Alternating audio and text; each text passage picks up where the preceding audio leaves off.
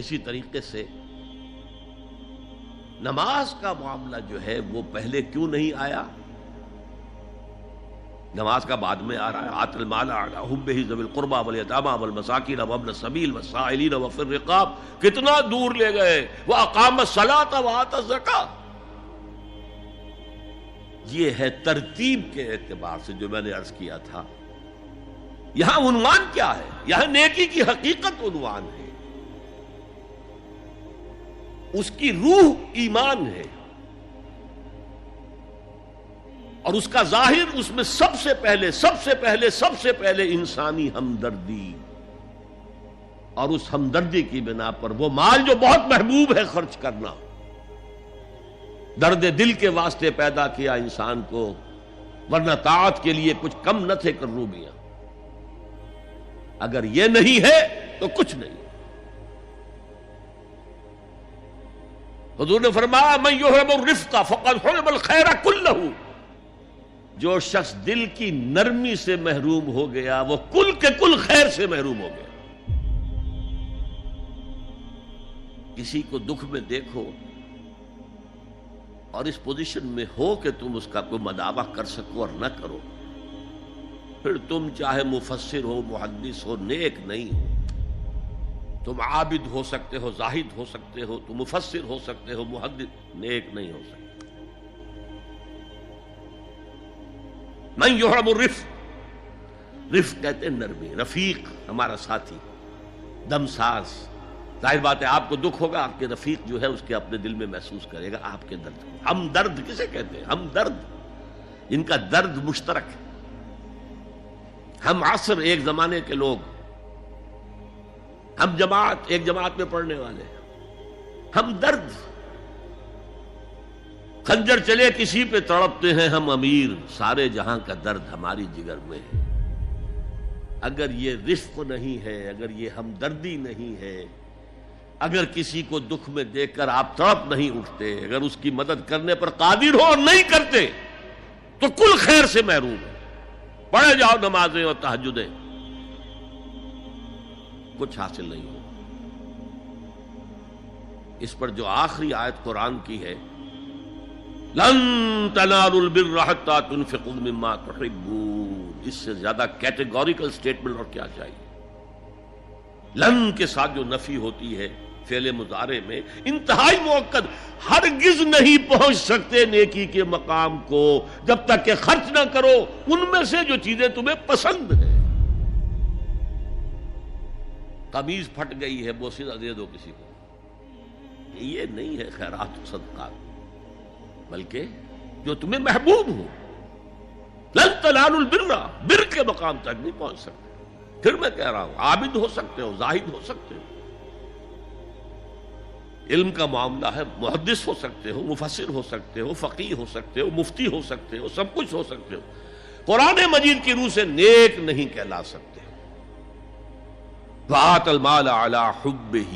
اب اس میں جو ترتیب میں نے کہا تھا، الاقرب فالاقرب، الاقرب فالاقرب، سب سے پہلے ذوی القربیٰ. اور اس میں اکثر و بیشتر ہم سے کوتاہی ہوتی ہے. دور دراز کے لوگوں کے ساتھ نیکی ہو رہی ہے. سگے بھائی کی بیوہ اور یتیم بچے جو ہیں وہ محروم ہیں. انہوں نے اس وقت یہ کر دیا تھا، یہ کر دیا تھا. ظاہر بات ہے کہ رشتہ داروں سے تو شکایتیں ہوتی ہیں. یہ تو ہمیشہ ہمارے مخالف رہے ہیں جی، ان کی ہم کیسے مدد کریں. اگر تو اللہ کے لیے دینا ہے تو پہلا حق ان کا ہے. من احب للہ وابغض للہ واعطى للہ ومنع للہ. اللہ کے لیے دیا ہے اگر، تو اپنے اس نفس کی جو انتقام کا جذبہ ہے اس کو کچلو، اور جس کا سب سے پہلا حق ہے اس کو پہنچاؤ. حق بحقدار رسید. ذوی القربى والیتامى، جو بے سہارا رہ گئے، باپ کا سایہ نہ رہا. والمساکین، مساکین کسے کہتے ہیں؟ مسکنت کہتے ہیں کم ہمتی. آپ کو معلوم ہے آج کل ایک مرض کہلاتا ہے نیورستھینیا. آدمی دیکھنے میں ہٹا کٹا ہے، صحت مند ہے، لیکن اندر سے اس کی کوئی ہمت ایسے جواب دے گئی ہے کچھ کر ہی نہیں سکتا. وہ ہے مسکین. اسی لیے جو فرمایا گیا یہودیوں کے لیے ضربت علیہم الذلۃ والمسکنہ، ذلت کے معنی بھی کمزوری اور مسکنت کم ہمت، ہمت ختم ہو گئی. تو جو اپنے پاؤں پر نہیں کھڑا رہ سکتا اس وجہ سے کہ اس میں وہ ہمت کم ہو گئی ہے، وہ بھی مستحق ہے. وابن السبیل اور مسافر. پرانے زمانے میں آپ کو معلوم ہے نہ سرائے تھیں، نہ کچھ اور تھا، نہ ہوٹل تھے. پھر اگر کہیں راستے میں چوری ہو گئی، ڈاکہ پڑ گیا، تو آدمی جو ہے گھر میں خود ہے، کفیل ہے، اچھا ہے. اس وقت کی حالت ایسی ہو گئی. ہمارے ہاں بیگرز نے اسی کو ایک بہت بڑا بہانہ بنایا ہوا، جی میں آیا تھا وہاں سے اور یہاں سے اور میری جیب کٹ گئی، سب کچھ چلا گیا، اب مجھے واپس جانے کے لیے کرایہ چاہیے. اکثر و بیشتر جھوٹے کیسز ہوتے ہیں. اگر آپ کسی کو پکڑ لیں اور ساتھ لے کر کہیں تحقیق کراؤ تو وہ بھاگ جائے گا، پھر نہیں آئے گا اس مسجد میں. لیکن یہ کہ ابن السبیل یہ بھی ایک کھاتا ہے. والسائلین، یہ ذرا تفصیل طلب معاملہ ہے. اسلام کی تعلیم بڑی متوازن ہے. ایک طرف سوال کی مذمت ہے، مت اپنا دستے سوال دراز کرو کسی کے سامنے. جو شخص ہاتھ پھیلاتا ہے مانگنے کے لیے، وہ اپنی عزت نفس کو ہتھیلی پر رکھ کر آپ کے سامنے پیش کر رہا ہے، اور آپ ٹھوکر مار دیتے ہیں اس کی عزت نفس کو. مانگو اللہ سے. اللہ کسی کے دل میں ڈالے تمہاری ضرورت پوری کر سکتا ہے، بغیر اس کے کہ تم کسی کے سامنے دستے سوال دراز کرو. تو سخت مذمت ہے. اور خاص طور پر بیگری جو ایک انسٹیٹیوشن بن گیا ہے، ایک پیشہ بن گیا ہے، وہ تو اسلام کی تعلیمات کے منافی ہے. اور جس طرح کی ہم خیرات بانٹتے ہیں، 5 روپے کا نوٹ دے رہے ہیں مانگنے والوں کو مسجدوں کے باہر، سمجھ رہے ہیں ہم نے حاتم طائی کی خبر کو لات مار دی، حالانکہ حقیقت میں آپ انسٹیٹیوشن آف بیگری کو سپورٹ کر رہے ہیں. کسی ایک کو لے لو، آؤ چلو مجھے اپنا گھر دکھاؤ، مجھے بتاؤ تم واقعی اس قابل ہو یا نہیں ہو، اور پھر اس کی مدد کریں، لمسم کریں. پھر وہ 5 روپے نہیں ایسی دیں کہ وہ کچھ اپنے پاؤں پر کھڑا ہو سکے.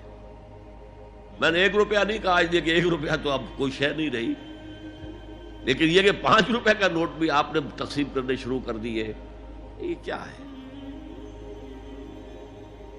والسائلین وفی الرقاب. لیکن دوسری طرف سائل کو جھڑکنا نہیں ہے. اما السائل فلا تنہر، جھڑکو نہیں. اچھا بھائی نہیں، معاف کرو، میرے پاس اس وقت آپ کی مدد کے لیے کچھ نہیں ہے، میں کچھ نہیں کر سکتا. تو ان دونوں کے درمیان اصل میں معاملہ ہونا چاہیے. بلکہ یہاں تک بھی فرمایا سائل کو ضرور دو، چاہے وہ گھوڑے پر سوار ہو کر تمہارے دروازے پہ آیا. کیا پتا اس کی واقعی الجھن کیا ہے. تو سوال کی مذمت اور سائل کو جھڑکنے کی ممانعت. حتی الامکان خالی ہاتھ نہ لوٹاؤ. اس نے اپنی عزت نفس اپنی ہتھیلی پر رکھ کر تمہاری سامنے پیش کر دیا، اسے ٹھوکر نہ مارو. لیکن جیسا کہ میں نے عرض کیا، یہ انسٹیٹیوشن آف بیگری جو ہے یہ ایک علیحدہ شے ہے بالکل، اس کا اس سے کوئی تعلق نہ سمجھیے. وفی الرقاب، رقاب جمع ہے رقبہ، گردن. فک رقبۃ او اطعام فی یوم ذی مسغبۃ یتیما ذا مقربۃ او مسکینا ذا متربہ. فک رقبۃ، کسی کی گردن چھڑا دینا. اس وقت سب سے بڑی اپلیکیشن اس کی تھی غلاموں کو، کنیزوں کو اپنے پیسے سے خرید کر آزاد کر دینا. بہت بڑی نیکی، بہت بڑی نیکی. اور حضرت ابو بکر رضی اللہ تعالیٰ عنہ کے دفتر فضائل میں سب سے اونچا کام یہ ہے کہ جن غلاموں کو اور جن کنیزوں کو ستایا جا رہا تھا، دیئر اونرز، دیئر ماسٹرز، ان کے آقا کو حق حاصل تھا، جو چاہے کریں ان کے ساتھ، قتل کر دے، کوئی پوچھنے والا نہیں ہے. میں پہلے بھی عرض کر چکا ہوں، میری ملکیت ہے، جیسے میری بکری میری ملکیت ہے، میں نے اس کو ذبح کیا، گوشت کھا لیا، تم کون ہوتے ہو پوچھنے والے؟ میرا غلام تھا، میں نے قتل کر دیا، تم کون ہو پوچھنے والے؟ ان کو حضرت ابو بکر نے خرید کر آزاد کیا اور منہ مانگے دام دیے. حضرت بلال کے لیے امیہ ابن خلف نے اتنی بڑی رقم مانگی, حضرت ابو بکر نے کہا ٹھیک ہے لو. باپ نے کہا بھی ابو قحافہ نے, ابو بکر کو کوئی غلام خریدنا ہی تھا تو کوئی طاقتور آدمی جو کام آ سکے کہیں اس کو خریدنا چاہیے. مجھے کیا پتا ابو بکر کس لیے خرید رہا اور کس کے لیے خرید رہا. آج کے دور میں اس کی اپلیکیشن ہوگی. کوئی شخص جو ہے اگر قرض میں اس طرح جکڑا جائے کہ لاکھ ہاتھ پاؤں مارے نکل نہیں سکتا, اس کو کوئی لمپ سم مدد دے کر اس قابل کیا جائے کہ وہ پھر اپنے پاؤں پر کھڑا ہو جائے. یہ نہیں کہ اسے آپ ہر مہینے کچھ رقم دیتے رہے مینٹیننس کے لیے, نہیں.